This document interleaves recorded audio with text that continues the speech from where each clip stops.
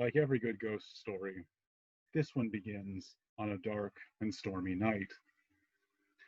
It was a cold, snowy night as Beth drove down Route 259 in Parma, near Parma Corners. As she came over a rise on the dark, wet road, she saw what looked like a large moving van cross the road in front of her. Going downhill, she pounded on the brakes, only to feel her car fishtail underneath her. The car began to slide and she lost control. As she rolled towards this large van in the road, she began to panic, fearing the crash that would soon come. She covered her eyes and braced for impact, only to be shocked when impact never came. As her car came to a rest at the bottom of the dip in the road, she opened her eyes and looked behind her, only to see there was no van. There was nothing. She got out of the car, walked behind her, could find no evidence of an accident, no evidence that any vehicle had ever been in the road. All that she felt was an unusual chill, not just a chill in the air, but a chill that bit down to her bones and then slowly faded away. In shock, she got back into her car and drove home, wondering what on earth might have happened. Slavery had been abolished in New York State in 1829, but the fight over slavery nationally, well, that went on. In 1850, the Fugitive Slave Act made it legal for professional slave catchers, U.S. Marshals, and anyone else who might be interested in claiming a reward to arrest a runaway slave anywhere in the United States. People who were seeking freedom, people who thought they had found their freedom for decades in some cases, were now at risk of being arrested and hauled back to the South in chains. Upstate New York was one of the hotbeds of anti-slavery in the United States. Rochester was sometimes called the headquarters of the Underground Railroad. Not just the city, not just Douglas, the Posts, all the other famous Rochesterians of that day, but the whole of the surrounding country was full of people who believed that slavery was an ill, an evil upon the nation. At great risk and at great cost to themselves, people all over this region gave their homes, their vehicles, their lives to aiding those who were seeking freedom in Canada. When Thomas Jefferson's fire bell in the night finally rang in 1861, we put our blood behind it, producing more soldiers per capita than any other county in the Union. This was the seat of anti-slavery feeling in America.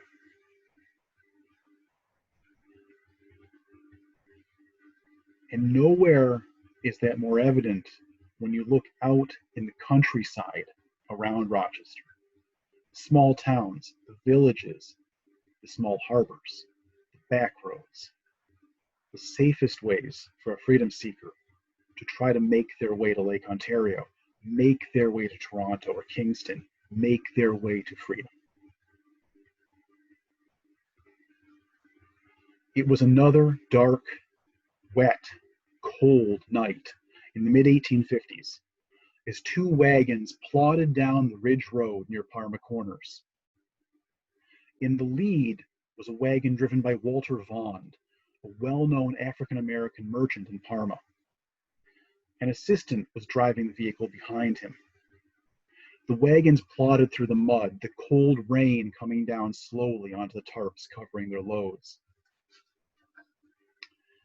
As they came upon Parma Corners itself and prepared to turn north towards the lake, they saw an unusual sight.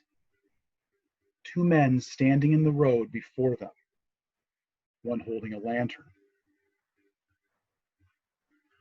The men in the road stepped forward and called, "Ho there! Stop!" Vaughn, in the lead, could see that one man wore a tin star on his chest. holding a lantern in his other hand. The other man, well, not necessarily trying to pull it out from his belt, was also not hiding the fact that a Colt revolver was tucked into it. The taller of the two men stepped forward and said, "Are you Mr. Vaughn?" Yes, I am. We hear that you may be involved in the hiding of runaway slaves. Would you mind if we took a look around your wagons?" Mr. Vaughn called back, "Gentlemen, I don't know what you're accusing me of here. I just have a load of cargo I need to get up to the lake. I'm not involved in any illegal activity." "Well, if you aren't involved in any illegal activity, then surely you won't mind us looking around your wagons." For these two men were professional slave catchers, and they were hoping to find Bond with contraband on board.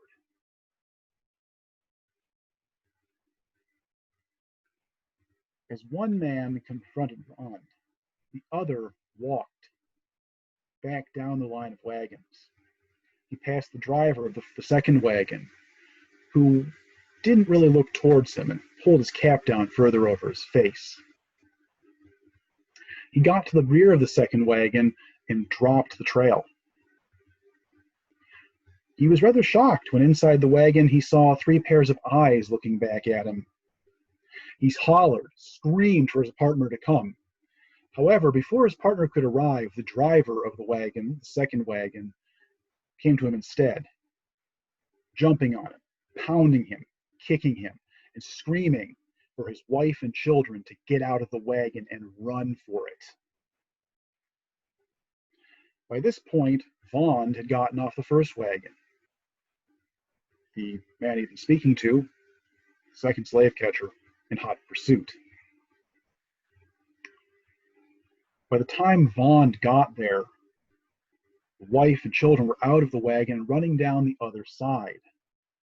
Vaughn shoved off the slave catcher he'd been talking to, ran back to his seat on the first wagon, reached down as the wife and children made it to him, and helped them on board, laying the whips to the horses as he grabbed the second child and pulled them up onto the buckboard with him. However, the slave catcher who he'd been talking to had also made it back in time. He reached up for the wife, grabbed her by the ankles, and as Vaughn took off, she lost her seat and fell down into the road with him, kicking and screaming. Her husband, having laid the boots to the second slave catcher, then came forward and did the same to the first, pounding him, beating him, and knocking him off his wife. He grabbed his wife and ran back to that second wagon, pulled her up onto the buckboard with him, and again laid the whips to the horses, taking off down the road, down the ridge road, westbound towards Parma Corners, and quickly turning north onto Parma Corners Road, what we know as Route 259 today. The man and his wife looked at each other, terrified.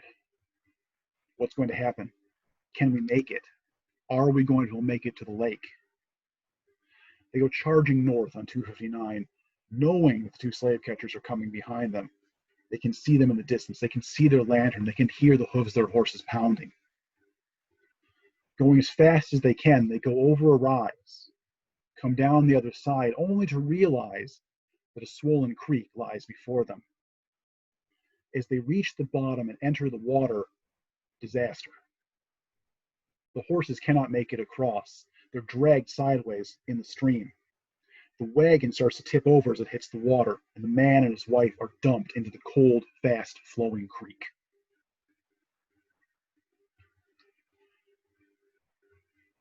The man watches his wife go under and not come back up. He can hear still the slave catchers quickly reaching the stream. In the cold, ugly water,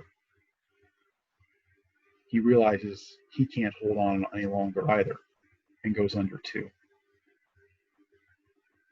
Shortly thereafter, the two slave catchers reach the creek side, pull up their horses, and notice the wreck of the wagon before them. They know what's happened. They look at each other and say, better tie the horses up and take some time to find the bodies. See, they were worth something dead or alive.